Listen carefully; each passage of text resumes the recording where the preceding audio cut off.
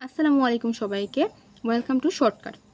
আজকে আমরা যে বিষয় নিয়ে আলোচনা করব সেটা হচ্ছে সিগনিফিকেন্ট ডিজিট। সিগনিফিকেন্ট ডিজিট হচ্ছে আপনার টোটাল একটা ভ্যালু, যে ভ্যালুটা দেওয়া থাকবে তার ভিতরে টোটাল কতটা সংখ্যা আছে, কতটা নাম্বার আছে, এটাই হচ্ছে আপনার সিগনিফিকেন্ট ডিজিট। এখানে দেখেন একটা এক্সাম্পল আছে, যেমন যে 537, এই তিনটা যেহেতু একটা সংখ্যা 537, রাইট?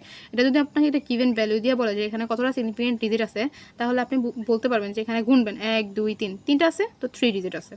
যদি এটা না দিয়ে থাকে যে 53.7 থাকে, তখন কতটা আছে? তখনও সেমই 1 2 3, 3 ডিজিট আছে। আচ্ছা, যদি প্রথমে 0 থাকে দেন একটা 1 থাকে, তাহলে তাহলে এখানে কতটা ডিজিট আছে? এই জিরোর কিন্তু কোনো মূল্য নাই, রাইট?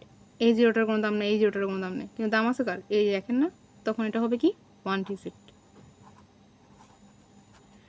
যদি এরকম না হয়ে যদি আপনার থাকে হচ্ছে 18.001, তখন কতটা আছে এখানে?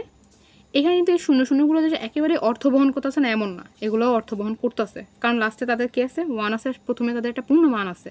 তো এখন আমাদেরকে পুরোটাকেই কিন্তু তখন সিগনিফিকেন্ট ডিজিটে নিতে হবে। মানে তখন আমরা বলতে পারবো যে এখানে সিগনিফিকেন্ট ডিজিট আছে 5 ডিজিট। তো এই হচ্ছে আমাদের সিগনিফিকেন্ট ডিজিট।